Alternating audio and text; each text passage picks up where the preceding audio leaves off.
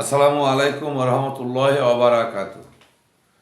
আপনারা দুনিয়াতে অনেকেই অনেক ওয়াজ শোনেন, অনেক নসিহত শোনেন, কিন্তু হয়তো একটা জিনিস আপনারা অনেক আলেমের কাছ থেকে শোনেন, সেটা হচ্ছে যে যারা দোজখে যাবে তারা যে পরিমাণ পাপ করছে ওই পরিমাণ পাপ মোচন হলে তারা হয়তো জান্নাতে যাবে।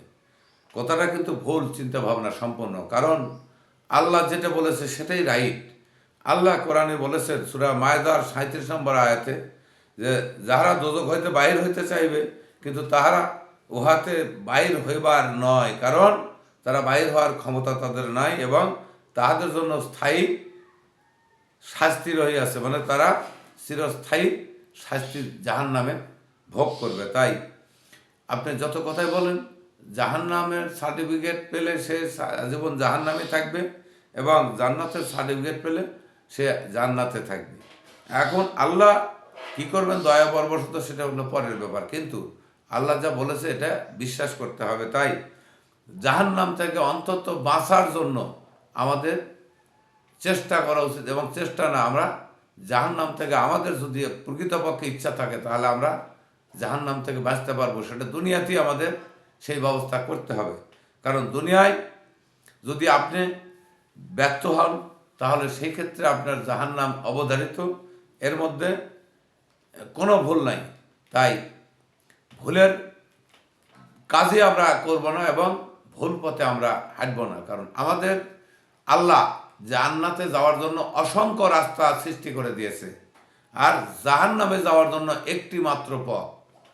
তাহলে আপনি সেই পথেই যদি ধাবিত হন, আপনি অসংখ্য পথ রেখে যদি একটা পথই অন্ধকার পথে যদি আপনি চলেন, তাহলে সেই ক্ষেত্রে আপনি জাহান্নামেই পৌঁছে যাবেন। আর আপনি দুনিয়াতে জাহান্নামের কথাটা কেন চিন্তা করেন না, কেন আপনার মনে হয় না? আপনাকে সৃষ্টি করেছে কি? আল্লাহ নয়, আমার সৃষ্টিকর্তা আপনাকে সৃষ্টি করেছে, এবং সবার সৃষ্টিকর্তা একই, একজনই।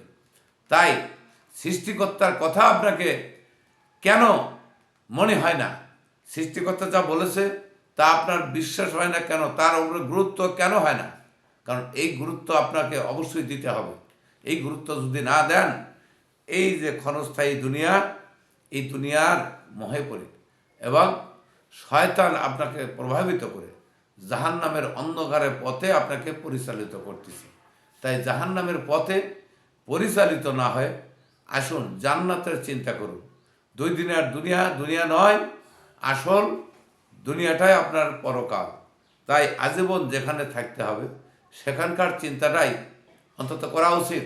এটা হলে মানুষের বিবেক এবং বুদ্ধির কাজ। তাই আপনার বিবেক এবং বুদ্ধি কাজে লাগিয়ে আপনি পরকালের জন্য সঞ্চয় করুন এবং পরকালের চিন্তা করুন। মৃত্যু যে আপনার অবধারিত, কথাটা মনে রাখবেন, এবং এই কথাটা আপনি সর্বসময় যদি মনে করেন তাহলে আপনি সফল কাম হবেন। তাই আসুন আমরা অবশ্যই কোরআনকে শুনি, কোরআনকে ফলো করি, তাহলে আমরা সফল কাম হব। সবাইকে আমার শুভেচ্ছা, সালাম, আসসালামু আলাইকুম রহমতুল্লাহ ওয়া বারাকাতুহু।